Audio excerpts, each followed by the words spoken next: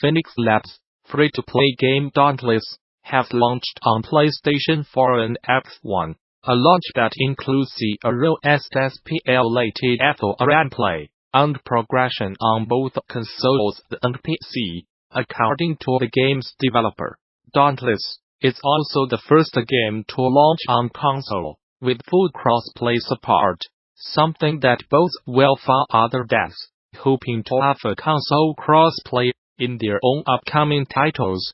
Crossplay has typically been a hard get for on linear multi-platform games due to, in the cases of early Minecraft and Fortnite attempts, Sony's reluctance to support the feature across console lines. The company has since changed its stance, though crossplay is still something offered on more of a case-by-case basis for PlayStation titles. Games like Fortnite, Rocket League, and now Dauntless have been granted the go-ahead to allow cross-console play since that policy shift last September, though as of a few months ago, some developers still said Sony was reluctant to give them the green light. When we first started talking about Dauntless, we knew it was a truly audacious goal, said Phoenix Labs CEO Jesse Houston in a statement. No one has ever launched on console with full cross-play support from the start, but we believed in our vision and, thankfully, our friends at Epic Games, Sony, and Microsoft did too. The game is also due to launch on Switch and mobile, with the same cross-play compatibility in the future. In this DD 2019 classic game mechanic post-mortem, veteran death, Jamie Freestrom breaks down how the widely acclaimed web swinging mechanics in Treyarch's 2004 game Spider-Man 2 were designed and implemented. Freestrom served as technical director and designer on the game, and in his in-depth talk, he walked through the process and compared it to similar systems in games like Bionic Commando and Insomniac's recently released hit Marvel's Spider-Man. It was an illuminating talk that offered some interesting perspective on how designers can design traversal systems for open-world games, and the ways in which such systems can give players meaningful feedback about where they are going and how they are progressing in the game. If you missed seeing it at GD, no worries, you can now watch it for free over on the official GD YouTube channel. In addition to this presentation, THEGDC Vault and its accompanying YouTube channel offers numerous other free videos, audio recordings, and slides from many of the recent game developers conference events, and the service offers even more members-only content for GD Vault subscribers. Those who purchased all-access passes to recent events, like GD, would already have full access to GD Vault, and interested parties can apply for the individual subscription via a GD Vault subscription page. Group subscriptions are also available. Game-related schools and development studios who sign up for GD Vault Studio subscriptions can receive access for their entire office, accompanied by contacting staff via THEGDC Vault Group subscription page. Finally, current subscribers with access issues can contact GD Vault technical support. Thomas Grape discusses the relationship between game mechanics and player experience. Amnesia: The Dark Descent made use of a sanity meter that, after players were exposed to prolonged darkness, a disturbing imagery in-game would gradually decrease and start affecting the appearance of the world around them. But, as Frictional Games creative director Thomas Grape explains in an interview with Us Technica, most of the urgency around that meter is entirely in players' heads.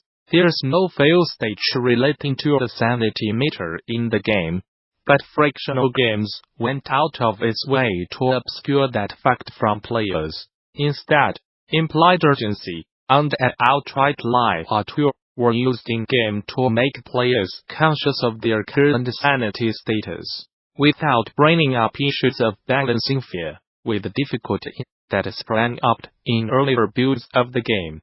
We had a sanity meter, we had some sanity effects, and then there was no real fail state, and it worked better, he says. Then we do not really say what the consequences are for this, but the player assumes if you are gonna lose your mind, and I'm not gonna be able to play him. He might die, he might, be harder to control. He might attract the attention of monsters, and so on and so forth. It's a system grip explored in depth in a game design deep dive on Gamasutra a few years ago, and it featured details as technical help to change the way he approached the relationship between game mechanics and player experience in later games. It was how we shaped the player experience. Like in Soma, we wanted the story to be about something a bit deeper than just scaring the player, and had we not an amnesia before it, we would not have the ideas and even the language to speak about it. Grape tells us technically, at this point, we started to think about things in what's in the systems, and what's in the player's mind, and that sort of thing, whereas before system and player's mind was basically the same. After amnesia we learned how to split them, and we learned how to use that to our advantage. Gamas has launched a new website, in the interest of giving game developers access to more information on how to make their games more accessible through community collaboration. The website, Accessible Games, features what Gamers calls the Accessible Player Experience, Apex portal, as well as the Player Panels program the organization launched a few years back. It's a useful tool for developers that offers a solid starting point for creating games that are accessible to a wide variety of players right out of the box, and one that comes with a wealth of information on a variety of accessibility considerations. The Apex portal offers depth examples of different design problems, suggestions for how to approach those issues, and examples of the pattern in action. Right now that section includes over 20 different design patterns, filed as either down between categories for access and challenge. Gamer says that those resources will continue to evolve in the future as well. The other side of Accessible Games aims to connect players with disabilities to game developers seeking input on accessibility features in their own games. Devs can find information on how to submit a project for that program, as all of the information from the Apex portal on Gamer's new site. Nintendo has unveiled a new limited-time voucher offer that lets Switch Online subscribers purchase 2 digital titles worth up to $59.99 each for $99.99, saving them a cool $20.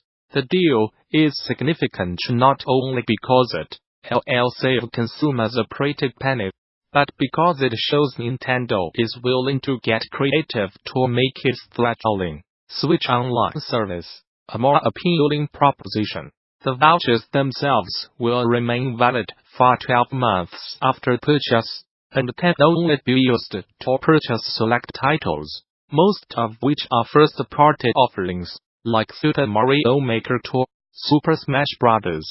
Ultimate, Breath of the Wild, Mario Kart 8 Deluxe, Super Mario Odyssey, and Splatoon 2. It should go without saying, but given some of the included titles, like 1 to 2 Switch, are already priced at $49.99, you will have to purchase at least one game worth $59.99 to get something out of the offer.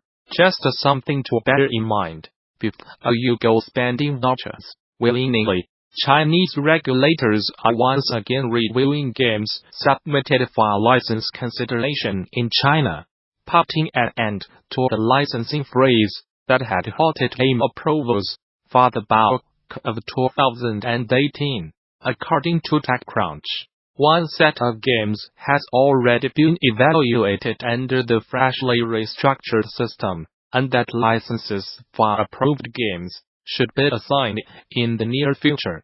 Prior to today, Chinese game makers had been enduring a 9-month-long freeze on the approval process that typically greenlights games for release and monetization in China. The halt was the result of an internal power reshuffling that sees the government's Central Propaganda Committee State Administration of Press Publication taking control of the approval process, a move that aims to give the central government more control over the country's game market. Now up and running again, the approval process is both looking to bar games that are deemed to contain pornography, gambling, violence, historical misrepresentations, and other potentially inappropriate content, according to a statement made by a senior member of the Chinese Communist Party's propaganda department. In the wake of the approval for